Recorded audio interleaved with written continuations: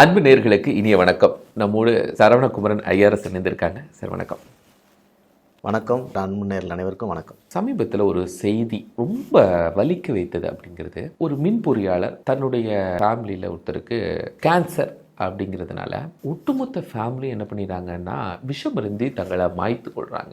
அதுக்கு அவர் ஒரு வீடியோ போடுறாரு. எனக்கு வேற ஆப்ஷனே இல்லை, ஏன்னா அந்த கேன்சருங்கிறது கடைசி ஸ்டேஜில் இருக்கு, அங்க வாழ்றதுக்கான வாய்ப்பு குறைவு அப்படின்னு. இந்த மனநிலை ஏன் சார் உருவாகுது? வேற ஆப்ஷன் இல்லையா? நம்ம அனைவருக்கும் தெரிஞ்சதுதான், மரணம்ங்கிறது ஒரு நிதர்சனமான உண்மை. எல்லா ஜனனமும் ஒரு மரணத்தில் போய் தான் முடிய போகுது. இப்போ இந்த செய்தியை நானும் பார்த்தேன், தருமபுரி பக்கத்துலேயே நாமக்கல்ல. அதில் அவருடைய மனைவிக்கு இந்தமாரி ஒரு பிரச்சனை வருது. ஒரே ஒரு குழந்தை.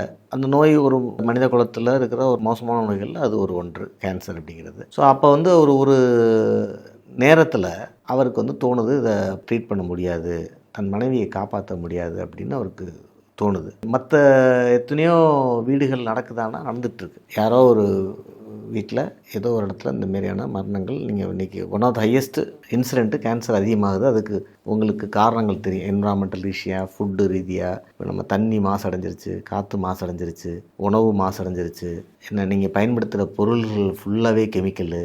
ஸோ இத்தனை விஷயங்கள் இருக்கும்போது அது கேன்சர் தன்மையை அதிகமாக்குற ஒரு வாய்ப்பு வந்துடுது. ஸோ எல்லா வீட்லேயும் நடக்கும்போது அந்த உணர்வு எல்லாத்துக்கும் வருமானம், எல்லாத்துக்கும் கண்டிப்பாக வரும். நம்ம இனிமேல் என்ன வாழ போகிறோம் அப்படின்ட்டு. ஏன்னா ஒரு எமோஷனுடைய விஷயம் தான். எமோஷனில் இன்டென்சிட்டியை நம்மளால் மெஷர் பண்ண முடியாது மனிதர்களால். அந்த கணவனுக்கும் அந்த மனைவிக்குள்ளே பயங்கரமான ஒரு எமோஷ்னல் இன்டென்சிட்டி. அந்த பொண்ணு இல்லாட்ட நான் இப்படி இருக்க போகிறேன் அப்படிங்கிற மாதிரி. அப்போ அவர் அந்த சஃபரிங்கை பார்க்க முடியல.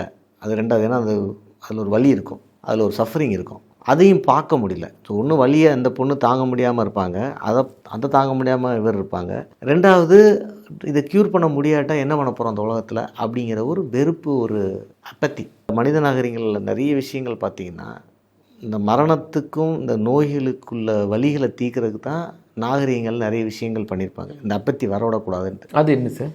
அதாவது ஒரு சோகத்தை லிமிட் பண்ணுறதுக்கு. ஃபார் எக்ஸாம்பிள், ஒரு மரணம், ஒரு துர்மரணம் சொல்கிறது, இந்த மாதிரியான மரணங்களை சொல்கிறோம் இல்லையா.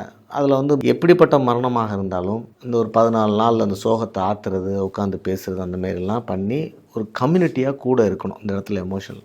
இப்போ அவருக்கு ஒரே ஒரு பெண் குழந்தை. அப்போ அவருக்கு என்ன சடனாக தோணுது, இவங்க இறக்க போகிறாங்க அப்படின்னு நினச்சோன்னா இந்த பெண் குழந்தைய எப்படி நம்ம சமாளிக்கிறது? பெண் குழந்தை, ஆண் குழந்தை, ஒரு குழந்தைய வச்சுட்டு நம்ம எப்படி வளர்க்குறது? இந்த உலகம் ரொம்ப இதாகிடுச்சு, இந்த உலகத்தில் நம்ம சர்வே ஆக முடியாது, நானும் சர்வே ஆக மாட்டேன், என் பிள்ளும் சர்வே ஆக மாட்டேன். நீங்கள் பெரும்பாலான இந்த குரூப்பான மரணங்கள் நடக்குதுல்ல, ஒரு குடும்பத்தில் தொழில் நட்டத்தில் பணத்தை இழந்து முழு குடும்பம் மாய்த்து கொள்வது. உங்களுக்கு ஞாபகம் இருக்கும், ஒரு பெண் காதல் கல்யாணம் பண்ணிட்டு போயிட்டாங்கன்னா அம்மா அப்பா 2 பேரும் போய் ட்ரெயினில் போய் மாய்த்து கொள்வது. இந்த மாதிரியாக ஒரு நிறைய விஷயங்களை இப்போ நம்ம இந்த ஒரு கடந்த 10 ஆண்டுகளை பார்க்குறோம். இதுக்கு முன்னாடி இந்தமாரி கூட்டமாக ஒரு குடும்பமாக மாய்த்து கொள்வதுங்கிறது பெரும்பாலும் இருந்திருக்காது. ரொம்ப ரேரஸ்ட் ஆஃப் ரேர். அதுக்கு என்ன காரணன்றனா, நான் நினைக்கிறேன்னா ஒரு எமோஷ்னாலிட்டி குறைஞ்சிட்ருக்கு சொசைட்டியில். சப்போர்ட் பண்ணுறதுக்கு, இதை போய் டிஸ்கஸ் பண்ணுறதுக்கு, சப்போர்ட் பண்ணுறதுக்கு, நாங்கள்லாம் இருக்கோன்னு சொல்கிறதுக்கு ஆள் இல்லாமல் போயிட்டுருக்கு. ஏன்னா குடும்பங்கள் இண்டிவிஜுவலிஸ்டிக் ஆகிட்டே இருக்குது. கிராமங்களே மாறிடுச்சு. கிராமங்களே ஒரு 50 பேர் ஒன்றா அப்படி இருக்கிற அந்த பாண்டிங் போய் தனித்தனி குடும்பங்களாக மாறிக்கிட்டு இருக்கு. கூட்டு குடும்பங்கள்லாம் உடஞ்சி போச்சு. முன்னாடி கூட்டு குடும்பங்கள் ஒரு 20 கூட்டு குடும்பம், ஒரு 200 பேர். அந்த 200 பேருக்குள்ள மற்ற ஜாயிண்ட் இருக்கும். பங்காளின்னு ஒரு ஜாயிண்ட் இருக்கும், மாமா மச்சான் ஒரு ஜாயிண்ட் இருக்கும், கிளைன்னு ஒரு ஜாயிண்ட் இருக்கும், பொண்ணு வலசல்னு ஒன்று வச்சுருப்பாங்க, வலசல்னு. இப்படி பல. வலசல்னா என்ன சார்? வலசல்னா பங்காளி மாமா மச்சல் இருக்காது, அந்த ஒரு குரூப் ஒன்றா இருப்பாங்க. எப்பயும் அதுக்கு ஒரு பேர்லாம் வைப்பாங்க, கூட்டம்னு வச்சுருவாங்க. இது ஒரு கூட்டம், இது ஒரு கூட்டம் அப்படின்ட்டு. அந்த கூட்டம் அப்படி தான் பிஹேவ் பண்ணுவாங்க, அவங்க இப்படி தான் இருப்பாங்க அப்படின்னு அந்த ஒரு காமன் சைக்காலஜியெல்லாம் ஃபிக்ஸ் பண்ணுற மாரி அவங்க பண்ணுவாங்க. வலசல், இந்தமாரி பல விதங்களில் எமோஷன் இருக்கும். இப்போ நம்ம பார்க்கும்போது குரூப் எமோஷ்னாலிட்டி குறைஞ்சிருச்சு. ஏன்னா குடும்பங்களே இண்டிவிஜுவல் ஆகிடுச்சு, குடும்பத்துக்குள்ளே எல்லாம் இருக்கவங்களும் இண்டிவிஜுவல் ஆகிறாங்க. அப்போ டிஸ்கஷன் குறைஞ்சிருது. இவர் இன்னொருத்தர்கிட்ட பேசக்கூடிய வாய்ப்புகள், இந்த நோயை பற்றி அவங்ககிட்ட சொல்லும்போது எல்லாருக்கும் பிஸியில் அவங்க 2 நாள் கேட்டிருப்பாங்க, என்னப்பா எப்படி இருக்குது அப்படின்ட்டு. ஒரு ஸ்டேஜில் எல்லோரும் எப்படி ஆயிடுறோன்னா விட்னஸ் மாரி ஆயிடுறோம். சரி, அது ட்ரீட்மெண்ட் போகுது, பிழைக்காமல் போகலாம், இருக்கலாம், இல்லாமல் போகலாம், அப்படி போயிடுவோம். அப்போ அந்த தொடர்பு அருகிட்டே போகும். இவங்க யார்ட்டையும் பேசாமல் தனிமையாகிட்டே போயிடுவாங்க. இப்போ இந்தமாரி யார்ட்டையும் பேசாமல் தனிமையாகிட்டே போகும்போது அவங்க அந்த ஒரு டிட்டாச்மெண்ட் வந்துடும். ஃபேமிலியிலேருந்து டிட்டாச்மெண்ட்டு, பேஷண்ட்டும் எமோஷனல் டிட்டாச்மெண்ட், அதாவது எமோஷன் நம்ம சுற்றி சப்போர்ட் இல்லாதனால இதை நீங்கள் ஒரு நாளில் கிரியேட் பண்ண முடியாது. இது இப்போ எப்படி ஆல்ரெடி ஒரு ஃபேமிலியாக இருந்ததை நம்ம என்ன பண்ணிட்டோம்னா அட்டாச் பண்ணி இண்டிவிஜுவல் ஃபேமிலி ஆகிட்டோம். இது எப்படி கிரியேட் பண்ண முடியும் நீ? இல்லை, இது ஒரு பெரிய சேலஞ்சு. அதாவது காலங்கள் மாறும் பொழுது ஒவ்வொரு இதுலேயுமே இப்போ மாறிக்கிட்டே இருக்குது. இப்போ நீங்கள் வெஸ்டர்ன் சொசைட்டி வந்து ஒன்று நம்ம நினைக்கிறமே நியூக்ளியர் ஃபேமிலி ரொம்ப வருஷமாக கிடையாது. 1800 தான் நியூக்ளியர் ஃபேமிலி. அது 1800க்கு முன்னாடி வெஸ்டர்ன் சொசைட்டியுமே யூகே போனாலும் சரி, யூரோப் போனாலும் எல்லாமே குரூப்பு தான்.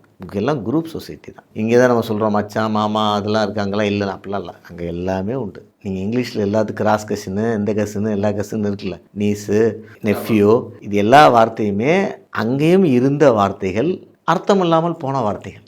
ஓகே. ஏன்னா 1800களுக்கு முன்னாடி கிராமங்களில் விவசாயம் சார்ந்த சொசைட்டி இருந்தபோது எல்லாம் இருந்துச்சு. இண்டஸ்ட்ரி வரும்போது இண்டஸ்ட்ரிக்கு இண்டிவிஜுவலாக மூவ் பண்ணுற ஆள் வேணும், குரூப்பாக மூவ் பண்ணுற ஆள் தேவையில்லை. ஸோ இண்டிவிஜுவலாக மூவ் பண்ணுற ஆள் தேவைப்படும் போது அதில் ஒரு இன்கம் ரீதியான உயரம் வரும்பொழுது நிறைய பேர் இண்டிவிஜுவலாக மூவ் ஆரம்பித்தாங்க. இது முதல் மாற்றம்.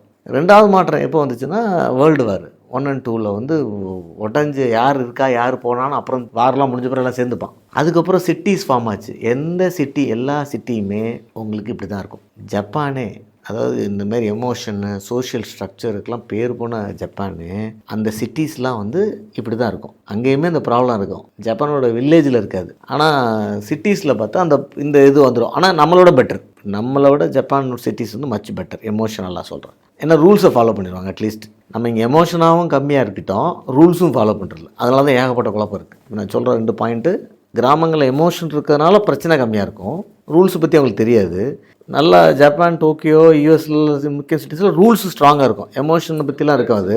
ஆனால் நம்ம ரெண்டுலேயுமே குழப்பத்தில் இருக்கோம். எமோஷனும் மிஸ் ஆச்சு. இது இப்படி சிச்சுவேஷனில் இருக்கவங்க எப்படி கேரி அவுட் பண்ணியிருக்கலாம், இப்படி இருந்திருக்கு, எப்படி கேரி அவுட் பண்ணலாம்? இல்லை, இதில் வந்து தொடர்ந்து நம்ம சைக்காலஜிஸ்ட்டு அவங்கெல்லாம் பேசணும் அந்த சப்ஜெக்ட். சோஷியல் சைக்காலஜிங்கிறது இந்த இண்டிவிஜுவல் சைக்காலஜின்னு கொஞ்சம் வித்தியாசம் இருக்குது. இண்டிவிஜுவல் சைக்காலஜின்னு ஒருத்தருடைய மனசில் போய் உட்காந்து அவங்க பேசி கவுன்சிலிங்லாம் பண்ணிட்டுருக்காங்கல்ல. சோஷியல் சைக்காலஜிங்கிறது என்டையர் கம்யூனிட்டிக்கு வரும், என்டையர் கிளானுக்கு வரும், என்டையர் ஃபேமிலிக்கு வரும். இதை அவங்க பண்ணணும். இது வந்து நம்ம இன்னும் அது சரியாக ஒன்று பண்ணலான்னு வச்சுக்கோங்க. இந்த சோஷியல் சைக்காலஜியில் வந்து தொடர்ந்து அவங்க பேசியிருந்தாங்கன்னா அந்த பிரச்சனை வந்திருக்காது. இப்போ என்ன நடந்திருக்கோம், இவங்க பண்ணாமல் இருந்தால் என்ன நடந்திருக்கும் நான் சொல்கிறேன். ஒருவேளை மருத்துவர்களுடைய ஹெல்ப்பும் கடவுளோட அருள் இருந்தால் பிழைச்சிருக்கலாம். இல்லையா அவங்க இறந்துருக்கலாம். இறந்துருந்தால் என்ன இருக்கும், அந்த கணவரும் அந்த குழந்தையும் இருந்திருப்பாங்க.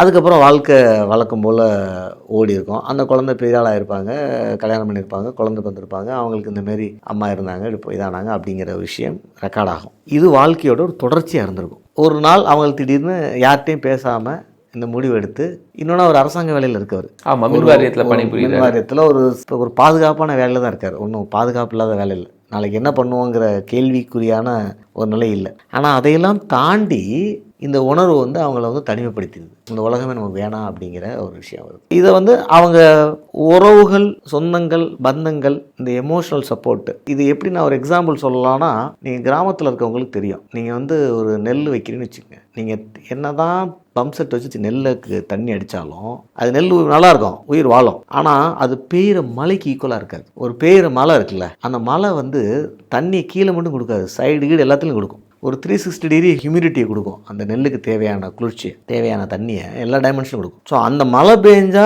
அந்த நெல்லுடைய ரியாக்ஷனுக்கும் நீங்கள் பம்ப் செட்டில் அதே தண்ணியை நீங்கள் தரையில் கொடுத்தா உள்ள ரியாக்ஷன் வித்தியாசம் இருக்குது. இதுதான் எமோஷன்லையும். நீங்கள் சொசைட்டியை பொறுத்த மட்டும் நீங்கள் வந்து ஃப்ளைட்டில் வாங்க, yes please, welcome, take your seat அப்படிங்கிற அந்த ஏரோஸ்டஸோடைய அந்த ஒரு எமோஷன் இருக்குல்ல, அதெல்லாம் பம்ப் செட் வாட்டர் மாதிரி. உறவுகள், பந்தங்கள், நண்பர்கள் வழியாக ஒரு கனெக்டடாக ஒரு எமோஷன் இருக்குல்ல, அது வந்து மலை மாரி. ஸோ அதுதான் ஒரு சமுதாயத்தை உயிர்ப்பிக்க வைக்கக்கூடிய வாய்ப்பு இருக்கிற விஷயம். நான் எப்படி அதை யோசிக்கிறேன்னா, இப்போ அது மலை நின்று போச்சு. இப்போ நம்ம வெறும் பம்ப் செட் வச்சு ஓட்டிகிட்டு இருக்கோம். இந்த காலத்தினுடைய கட்டாயம். இதை எப்படி இண்டிவிஜுவல் சமாளிக்கணுங்கிறது இப்போ நம்ம அவங்க மலையை கொண்டு வர அரசோட வேலை. அதை ஒரு தனி மனிதனால் கிரியேட் பண்ணவே முடியாது. ஆனால் அந்த பம்ப் செட்டை போடுறதுலாம் இண்டிவிஜுவல் வேலை. என்ன பண்ணுறது, அது இண்டிவிஜுவல் தான் பண்ணி ஆகணும். இப்போது இதுக்குள்ளே ஒன்று நான் கேட்குறேன் சார், உள்ள அன்பு அப்படிங்கிற ஒரு விஷயத்த நம்ம ஒருத்தத்தையே குமிச்சு வைக்கிறது, இல்லைன்னா ஃபேமிலிக்குள்ளே, என் வீட்டுக்குள்ளே மட்டும், என் மனைவி, என் பிள்ளைங்க, இவங்களுக்குள்ளே மட்டும்தான் நான் அன்பை வைப்பேன் அப்படின்னு சொல்கிறது, முழுமையான அன்பை வைப்பேன், அது இதுக்கு ஒரு காரணமா? இல்லை அன்பை மற்றவங்கள்ட்ட எல்லாம் நம்ம பிரித்து கொடுத்தா இது குறையும்? உண்மை நீங்கள் அழகான ஒரு பாயிண்ட்டு சொல்லியிருக்கீங்க. அதாவது இந்த செல்ஃபிஷ்ங்கிற வார்த்தை இங்கிலீஷில் ரொம்ப நாள் இருக்குது, சுயநலங்கிற வார்த்தை தமிழில் ரொம்ப நாள் இருக்குது. இதில் அந்த வார்த்தை இப்போ வரல, 20th century வார்த்தை கிடையாது. இது ஆரம்ப காலத்துலேருந்து இருக்குது. அப்போ ஒரு ஆணுக்கும் பெண்ணுக்கும் 15 குழந்தை இருப்பாங்க. 15 குழந்தை இருந்தாலும் நீ செல்ஃபிஷாக இருக்காதுன்னு சொன்ன அர்த்தம் அது. அதாவது 15 குழந்தை மேலே மட்டும் பாசம் இருந்தால் பத்தாது, நீ பொதுநலமாக இருந்தால் உனக்கு நல்லது, ஊராங்குழந்தைய ஊட்டி வளர்த்தா உன் குழந்தை தானாக வளருன்னு ஒரு சேயிங் தமிழில் இருக்கும். இதெல்லாம் இப்போ இல்லை, நான் சொல்கிறது 1000 வருஷமாக ஓடிக்கிட்டு இருக்கிற விஷயம். அதில் என்ன இருக்குது, எல்லா வீட்லேயும் 10 குழந்தை 5 குழந்தை 8 குழந்தைன்னு இருக்கும். நான் எப்படி ஊராங்குழந்தை ஊட்டி வளர்க்குறது? ஆனால் நீ 10 குழந்தையோடு நிப்பாட்டாத, இன்னும் கொஞ்சம் எக்ஸ்ட்ரா வெளியில் வந்து சொசைட்டிக்கும் பண்ணு, மற்ற குழந்தைக்கும் பண்ணு அப்படிங்கிற அர்த்தம் அது. அங்கேயே பொதுநலம் இருந்தால் தான் உடலுக்கு நல்லது, மனசுக்கு நல்லது, சமுதாயத்துக்கு நல்லதுன்னு ஒரு எனர்ஜி, அது எமோஷனல் கோஷன் இருக்குது. இன்னும் யோசிச்சு பாருங்கள், ஒரே ஒரு குழந்தை. ஸோ ஒரு பக்கம் நீங்கள் ஓவரான, ஏன்னா வேறு எங்கே ஃபோக்கஸ் பண்ணுவீங்க, 2 பேரும் பேம்பர் பண்ணுறீங்க, அதில் அந்த குழந்தைங்க பாதி நேரம் சரியாக வளர்றதில்ல. இது ஒரு பிரச்சனை. 2வது, எல்லா குழந்தைங்களையும் காம்படிட்டர் சைடில் கொண்டு போயிடுறீங்க. இது 2வது பிரச்சனை. இப்போ நீங்கள் எல்லாரும் சுயநல போக்கில் போகும்போது சமுதாயம் என்ன ஆகிடும், ஒவ்வொருத்தங்களும் அவங்க சுயநலமாக தான் இருப்பான், நம்மளும் சுயநலமாக தான் இருக்கணும், அப்படி போயிடுறான். இதெல்லாம் இண்டிவிஜுவலிஸ்டானது விஷயம். நீங்கள் வந்து நான் எங்கள் காலத்திலே ஒரு 80ஸ்லாம் நீங்கள் எங்கள் கிராமத்தில் போய் தடிக்கி விழுந்தீங்கன்னா அவங்க தூக்கி விடுறதுக்கு 5 பேர் வருவாங்க. சாப்பாடு எந்த வீட்டில் மேலும் சாப்பாடு போடலாம். இன்னைக்கு அந்த மாரியான சிஸ்டம். ஒரு ரீசெண்டாக பெங்களூரில் மெயின் ரோட்டில் ஒருத்தர் கார்டியாக் அரெஸ்ட் வந்து கஷ்டப்படுறாரு. அவங்க மனைவி என்ன பண்ணுறதுன்னு தெரியாமல் பார்த்துட்டு இருக்காங்க. என்டையர் டிரான்ஸ்போர்ட் 10 நிமிஷம் இயங்கிக்கிட்டே இருக்குது நிற்காம. இதுதான் இன்றைக்கி இருக்கிற ஒரு விஷயம். ஸோ இந்த மாதிரியான ஒரு சுச்சுவேஷனில் நான் தான் சொல்கிறேன், இதெல்லாம் மழை வந்தால் சரியான விஷயம். நேச்சுரலாக நீங்கள் சொல்கிற மாதிரி ஒரு குழந்தை இருந்தால் குவியும் போது அங்கேருந்து எமோஷன் திரும்பி வரலன்னு வச்சுங்க, உங்களுக்கு நீங்கள் வந்து சஃபர் ஆவீங்க. வேற எங்கேருந்து வர வாய்ப்பு இல்லை உங்களுக்கு. நீங்கள் எதாவது விதைச்சா தானே வரும். இந்த முடிவை கணவன் தான் முழுசா எடுத்திருப்பாரா, இல்லை ஒரு பெண்ணா இருந்தாலும் இந்த முடிவு எடுத்திருப்பாங்களா? இதுல கணவன் தான் எடுக்கிறாரு. இந்த மாதிரி ஒரு சிச்சுவேஷன்ல அந்த அம்மாவுக்கு தடுக்கிற அளவுக்கு சத்து இருந்திருக்கு. நான் என்ன கேட்கிறேன்னா, இந்த மாதிரி நிலையில ஆணுக்கு இருந்து பெண் இந்த மாதிரி ஒரு முடிவு எடுப்பாங்களா, ஃபேமிலியோட இது பண்ணிக்கணும்? இல்லை, இது வந்து ஆண் பெண்ணுன்னு பிரிக்கல. நான் மன வலிமை அதிகம், மன வலிமை கம்மி அப்படி பிரிக்கிறேன். இதில் எப்படி சார் கண்டுபிடிக்கணும்னா கண்டுபிடிக்க முடியாது. அந்தந்த எபிசோடு வரும்போது தான் உங்களோட ஸ்ட்ரென்த் தெரியும். நீங்கள் வந்து உங்கள் கையில் எவ்வளோ வெயிட் தூக்குறீங்கன்னு உங்களுக்கு தெரியாது. நீங்கள் தூக்கி பார்க்கணும், 10 கிலோ தூக்கி பார்க்கணும், அப்புறம் 20 கிலோ தூக்கி பார்க்கணும், அப்புறம் 30 கிலோ தூக்கி பார்க்கணும். 40 கிலோ கை வலிக்குதுன்னு வச்சுங்க, அப்போ நம்ம கையில் 40 கிலோனா வலிக்கும், 50 கிலோனா கடுமையாக வலிக்கும், 60 கிலோனா ஃப்ராக்சர் ஆகும். இது உங்களுக்கு. இன்னொருத்தருக்கு 50 கிலோலாம் வலிக்காது, 80 கிலோலாம் வலிக்காது, 100க்கு வலிக்கும், 110க்கு ஃப்ராக்சர் ஆகும். ஸோ இதை வந்து மனசில் இருக்கிற ஸ்ட்ரென்த்தை பொறுத்து தான். இது ஆண் பெண்ணுன்னு இல்லை. ஆனால் பெண்ணுக்கு ஜென்ரலாக மனசில் ஸ்ட்ரென்த்து ஜாஸ்திங்கிறது ஒரு சைக்காலஜியோட நம்பிக்கை. அதுக்கு பல காரணங்கள் இருக்குது. ஏன்னா அவங்களோட ஜெனட்டிக்கல் ப்ராசஸ் இருக்குல்ல. கியூமுலேட்டிவாக அவன் சஃபர் ஆனது அதிகம் மனதளவில், கியூமுலேட்டிவாக உடலளவில் ஆண்கள் சஃபர் ஆனது அதிகம். 10,000 இயர்ஸை சொல்கிறேன். ஸோ நேச்சுரலாக ஆண்கள் உடலளவில் கொஞ்சம் வலியை தாங்குற மாரியும், இல்லை இந்த விஷயங்களை தாங்குற மாரியும், மனதளவில் பெண்களுக்கு ஸ்ட்ரென்த் ஜாஸ்தியும் இருக்குது. இப்போ ஒரு குழந்தையை காப்பாற்றுறதுக்கு அந்த பொண்ணு வாழ்ந்துருவான். அவள் குழந்தைங்கும் போது, ஏன்னா அம்மாவுக்கும் குழந்தைங்களுக்கு இருக்கிற பாண்டிங் வந்து பயாலஜிக்கல் ஜெனட்டிக்கல் பாண்டிங், அப்பாவுக்கும் குழந்தைங்களுக்கு இருக்கிறது தின் biological but cultural bonding. So ரெண்டுக்கும் ஒரு இந்த அட்டாமிக் பாண்டுக்கும் கோவலன் பாண்டுக்குள்ள ஒரு வித்தியாசம் உண்டு ஸ்ட்ரென்த்தில். அட்டாமிக் பாண்டிங் அளவு கோவலன் பாண்டிங்கில் ஸ்ட்ரென்த் இருக்காது. ஸோ இது வந்து ஒரு இயற்கையான விஷயம், அதை நம்ம எல்லாரும் ஒத்துக்கணும். இதை சில நேரத்தில் மாற்ற நினைக்கிறது மனித இயல்பு, அது விட்டுருங்க. நம்ம எப்படி பார்க்குறோன்னா, ஆணாக இருந்தாலும் பெண்ணாக இருந்தாலும் வீக்காக இருந்தால் இந்த மாரி அது போகலாம். ஆனால் இதை தடுக்கக்கூடிய சக்தி சமுதாயத்துக்கு தான் இருக்குது. சமுதாயங்கிறது இன்றைக்கி ஸ்டேட்டு தான். ஸ்டேட்டை மீறி நீங்கள் ஒன்றும் பண்ண முடியாது அப்படிங்கிறத நம்ம புரிஞ்சுக்கணுங்கிறதா நான் வந்து இந்த மலையையும் பம்செட் கணக்கையும் கதையும் சொல்லிட்டு இருக்கேன்.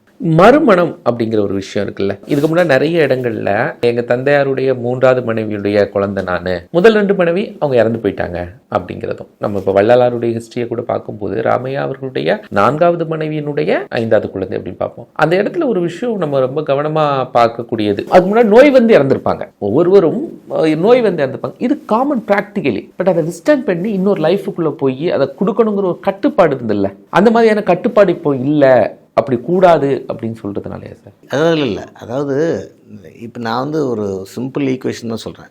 Emotional minus emotional plus. இந்த எமோஷனல் ப்ளஸ்ஸு சொசைட்டி கொடுக்கணும். எப்படிலாம் கொடுக்கணும், இந்த மாதிரிலாம். இப்போ நிறைய கிராமத்தில் பார்த்துருப்பீங்க, அக்கா கல்யாணம் பண்ணியிருப்பாங்க, பிரசவத்தில் இருந்து போயிடுவாங்க, குழந்தை உயிரோடு இருக்கும், தங்கச்சி கல்யாணம் பண்ணிப்பாங்க, சொந்த தங்கச்சியே சித்திங்கிற ரோலை பண்ணியிருப்பாங்க. சரியா? இப்போ நீங்கள் புதுசாக ஒரு ஆளை எப்படி யோசிச்சு பாருங்கள். அதுக்காக சொல்கிறேன், அந்த காலத்திலேயே சொந்த தங்கச்சியை கல்யாணம் பண்ணுறதே இந்த உறவு விட்டு போயிடக்கூடாது, இந்த குழந்தை தனியாக அம்மா இல்லைன்னு ஃபீல் பண்ணிடக்கூடாதுன்னு. அதில் ஒரு 150 கேஸில் சித்தி ரோல் இருக்கும், 150 ரோல் 50 அம்மா கேஸ் இருக்கும். குழந்தைக்கே சந்தேகம் வராது கடைசி வரைக்குமே. அந்த மாரியே ஆனால் அம்மாக்களும் இருந்திருக்காங்க வரலாற்றில். முதல் நாள் வந்து சித்தியாக உருவாகி, ஐயப்பனோட கதை தானே, ஐயப்பன் அடாப்டட் சைல்டாக வர்றாரு. இந்த அம்மாக்கான குழந்தை பிறந்தோன்னா ஒரு காம்படிஷன் வந்துடுதுல்ல, போய் புளியை பிடிச்சிட்டு வா, புளியை பாலை கொண்டு வான்னு சொல்லி அனுப்பி விடுறாங்கல்ல. அந்த மாரி ஏன் அந்த 2வது கல்யாணம் அப்படிங்கிறது இப்போ அந்த ஹஸ்பண்டுக்கு அந்த முதல் கல்யாணத்தில் இருக்கிற ஒரு பெரிய எமோஷன் இருக்குன்னு வச்சுக்கோங்க அவருக்கு. நான் சொல்கிறது லவ்வோடைய டென்ஸ் லவ். அப்போ அவரால் வந்து இன்னொரு கல்யாணத்தை பண்ண முடியாது. அவன் வேணாம் போதுங்க அப்படின்னு அப்படி இருப்பாங்க. நீங்கள் ஒரு அருமையான படம் வந்துச்சு, பிரபுதேவாவோட படம், டபுள்ஸ்னு ஒரு படம். அதில் வந்து மீனா வந்து ஒய்ஃபாக இருப்பாங்க, இன்னொரு அவளோட ஃப்ரெண்டு இருப்பாங்க. இந்த படமே எப்படி போகும்னா, மீனா வச்சுக்கிட்டே அவர் அந்த பொண்ணை எப்படியாவது இது பண்ணணும்னு சொல்லி அவர் அந்த பொண்ணோட கொஞ்சம் லவ் பண்ண ட்ரை பண்ணிருப்பார் பிரபுதேவா ரோல். அந்த பொண்ணுக்கு அது தெரிஞ்சாலும் அது ஒரு மாதிரி அது ஃபன் மாரி அந்த பொண்ணு எடுத்துகிட்டு போயிட்டுருக்கும். இந்த ஸ்டோரி இப்படி தான் மூவ் ஆகும். மீனாக்கு தெரியாது, அந்த பொண்ணுக்கு தெரியும். இப்படியே போகிற ஸ்டோரியில் மீனா வந்து ப்ரெக்னன்சியில் ஜாண்டிஸ் வந்து இறந்துருவாங்க. இறந்தவுடனே இந்த பொண்ணு வந்து கேட்கும், நம்ம கல்யாணம் பண்ணிக்கலாம் அப்படின்னு சொல்லும். அவள் இருந்தபோது ஏதோ ஜாலியாக இருந்தது எனக்கு, அதெல்லாம் இனிமேல் எனக்கு யாரும் வேணாம் அப்படின்னு சொல்லி அந்த படம் முடியும். அதாவது இருந்தபோது ஒரு ஃபன்னு, அந்த பொண்ணு இல்லைன்னு யாரு வேணாங்கிற ஒரு மைண்ட். இது ரெண்டும் பயங்கர எக்ஸ்ட்ரீம். இருக்கும்போது இன்னொரு ஆள், இல்லாத போது யாரும் இல்லை. இப்போ இந்த மாதிரியான எமோஷன் கேசஸ் வந்து ரொம்ப ரேர் சொசைட்டியில். அதனால் அந்த காலத்தில் இருந்த ஓட்டத்துக்கு, அந்த காலத்தில் இருந்த ஸ்பீடு இன்னைக்கு இருக்குது. நீங்கள் ஸ்பீடே உங்களுக்கு வேறு, அன்னைக்கு இருந்த ஸ்பீடு வேறு. அன்னைக்கு உங்களுக்கு ஃப்ரிட்ஜ் இல்லை, சாப்பாடை ஸ்டோர் பண்ணுறதுக்கு உங்களுக்கு கிடையாது. தினமும் நீங்கள் ஓடணும் சாப்பாடுக்கு, தினமும் காலையில் சாப்பாடுக்கு நீங்கள் ஓடணும். இதுதான் மனித வாழ்க்கை. யூரோப்புக்கு அதான் 1700 வரைக்கும். இன்றைக்கி வந்து நம்ம கம்ஃபர்டபுளாக தூங்கிட்டு ஏட்டாஞ்சு கூட சாப்பிட்றலாம். ஸோ என்ன ஆகிடுது, அந்த இடத்துல சமுதாயம் வந்து இந்த டக்குன்னு எமோஷனை கேப்பை ஃபில்அப் பண்ணினாப்பா இப்படி ஆகிப்போச்சா, இந்த டக்குன்னு சரி இந்தா ஒரு கல்யாணத்தை பண்ணு எல்லாம் சரியாக போயிடும். அதனால தான் இன்றைக்கி நம்ம ஒரு கல்ச்சர் வச்சுருக்கோம், டெத் ஆனாலும் கல்யாணம் நிற்காது. ஒரு பெரிய டெத் ஆனால் கூட கல்யாணத்தை மாமனார் மாமியார் யார் இருந்தாலும் கல்யாணம் நடந்துடும். ஏன்னா சோகத்தை கடத்துறதுக்காக டக்குன்னு ஃபில்அப் பண்ணி வாழ்க்கை ஓடணும். அந்த குழந்தை எடுத்து ஓடணும், அந்த குழந்தை யாராவது பார்க்கணும், அதுக்கு யாராவது சாப்பாடு போடணும். அதுக்குள்ள அந்த 2வது குழந்தை பிறக்கும் போதெல்லாம் இவன் வந்துடுவான், 5 வயசு ஆயிரும், அப்புறம் வளர்ந்துப்பான்பா, இப்படி போயிடும். இந்த மாரியான ஒரு சமுதாயம் இன்னைக்கு நமக்கு வாய்ப்பு இல்லை. ஏன்னா அவ்வளோ எமோஷனை ஃபில்அப் பண்ணுறதுக்கான பேஸ் இல்லை. இது ரொம்ப நுண்ணியமாக நம்ம போய் சொல்ல முடியாது எப்படிலாம் ஃபில்அப் பண்ணணுன்ட்டு. ஏன்னா மழை எப்படி பெஞ்சா நல்லா இருக்குங்கிற மாதிரி அது. ஸோ இந்த மாதிரியான மன நெருக்கடி இருக்கும்போது அட்லீஸ்ட் இந்த மாதிரி ஸ்ட்ரக்சர் சேஞ்ச் பண்ணல, பட் அவங்க கொஞ்சம் வெளியில் வர எப்படி வேறு ஆப்ஷன் இருக்குன்னு பார்க்க வரும். சொசைட்டியோட ஃபெயிலியர் இது. நம்ம டெஃபினட்டாக சொசைட்டியோட ஃபெயிலியர். இண்டிவிஜுவலாக நம்ம என்ன பண்ணலாம் நான் யோசிக்கிறேன்னா, நல்ல ஒரு ஃப்ரெண்ட்ஸ் செட்டு, நல்ல ரிலேஷன்ஷிப்பில் எல்லாத்தையும் டிஸ்கஸ் பண்ணி, இதை வந்து இந்தமாரி நான் மைண்ட் யோசிக்குது அப்படின்னு அவங்க டிஸ்கஸ் பண்ண ஆரம்பித்தாலே இந்த பிரச்சனை சால்வ் ஆகும். அட்லீஸ்ட் 10 நிமிஷம் கோயிலில் போய் உட்கார்ந்தாது மற்றவங்களை பார்த்தாலே தெரிஞ்சிடும், மற்ற லைஃப்பை பார்த்தாலே. இந்த டிஸ்கஷன், ஓப்பன் டிஸ்கஷன் கேட்குறதுக்கு ஆள் இல்லைங்கிறது இன்னொரு பிரச்சனை. அதை வந்து மக்கள் கேட்கணும். யாராவது சொல்கிறாங்கன்னா உட்காந்து ஒரு 5 நிமிஷம் 10 நிமிஷம் கேட்டுட்டு, இருக்கிற டைம் இல்லை தான் எல்லாத்துக்கும், கேட்டால் தான் அது வந்து அடுத்த ஒரு நல்ல ஒரு விஷயத்துக்கு வரும். இதுதான் நான் என்னுடைய இந்த இதில் வந்து புரிதல். ரொம்ப ரொம்ப தேங்க்யூ சார். நன்றி, வணக்கம்.